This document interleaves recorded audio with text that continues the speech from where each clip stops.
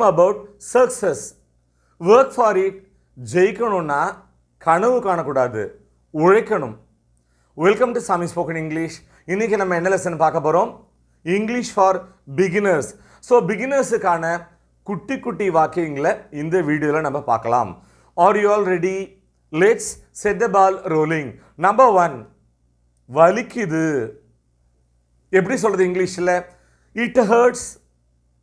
It hurts. இதையே கேள்வியாக கேட்கலாம். வலிக்குதா? எப்படி கேட்கறது? Does it hurt? Does it hurt? சரி, கொஞ்சம் இந்த கேள்வியை மாற்றி கேட்கலாம். இன்னும் வலிக்குதா? எப்படி கேட்கறது? Does it still hurt?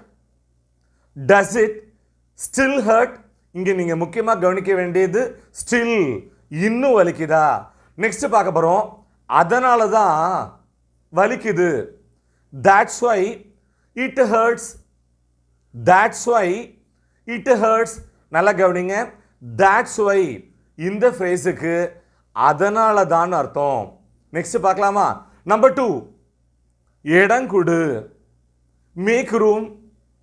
Make room, வழிவிடு அல்லது வழி கொடு. எப்படி சொல்லலாம்? மேக் வே. மேக் வே, விட்டு கொடு.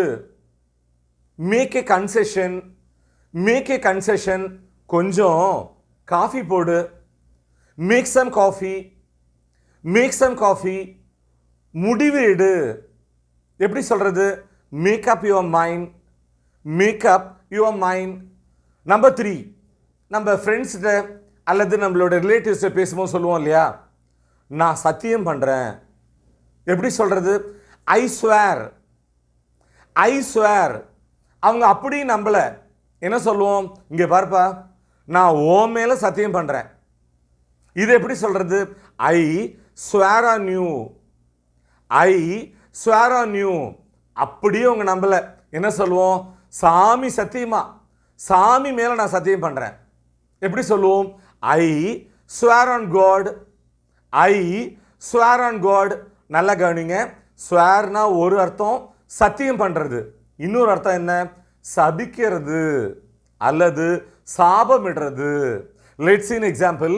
சபிக்காத, சாபமிடாத. எப்படி சொல்லலாம்? Don't swear. Don't swear. Next பார்க்கலாமா? நம்பர் 4, விளக்க போடு அல்லது விளக்கை ஏத்து. எப்படி சொல்றது? Light up the lamb. Light up the lamb. அதே மாதிரி விளக்க நிறுத்து அல்லது லைட்டை ஆஃப் பண்ணு. எப்படி எப்படிலாம் சொல்லலாம்? 3 டைப்ஸாக சொல்லலாம். Number 1, put out the lamp. Put out the lamp. Number 2, turn off the lamp.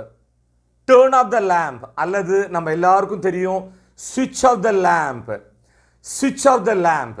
அடுத்து பார்க்கலாம். அவர் மெழுகுவத்தியை ஏற்றினாரு அல்லது அவர் மெழுகுவத்தியை கொளுத்தினாரு. எப்படி சொல்றது? He lit a candle. He lit a candle. நல்லா கவனிங்க. லைட்டோட past tense lit.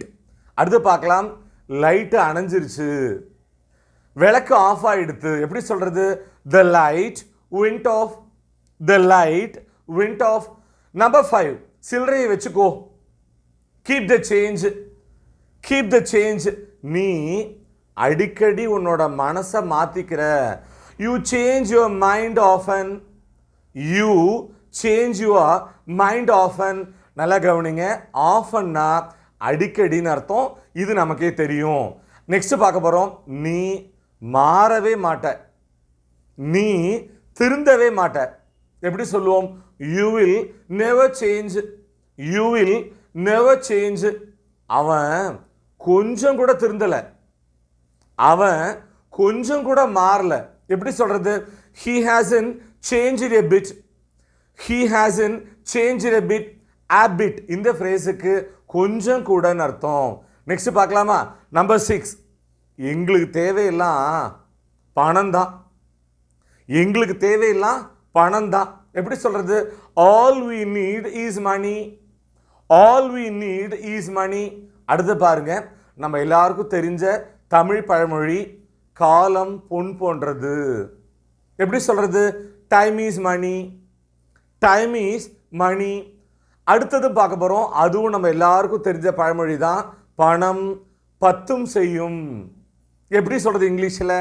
மணி makes many things. Money makes many things. So இந்த வீடியோவோட லாஸ்ட் லெக்குக்கு வந்துட்டோம். ஒரு இன்ட்ரெஸ்டிங் வேர்டு கற்றுக்க போகிறோம். என்ன வேர்டு அது? ஆஃப்டர் மணி. ஆஃப்டர் மணினா என்ன? பணப்பேய், பணப்பிசாசு. பணம் பணம் பணம்னு பணத்துக்கு பின்னாலேயே ஓடுறவங்கள ஆஃப்டர் மணின்னு சொல்கிறோம். லெட்ஸ் இன் எக்ஸாம்பிள், அவர் ஒரு பணப்பேய், பணப்பிசாசு. பணம் பணம்னு பணம் பின்னாடியே அலைவார். He is just after money. He is just after money. My dear viewers, English for beginners இந்த வீடியோ உங்களுக்கு ரொம்பவே ஹெல்ப்ஃபுல்லாக இருந்திருக்கும்னு நாங்கள் நம்புகிறோம். மீண்டும் அடுத்த பாடத்தில் சந்திப்போம். தேங்க்யூ.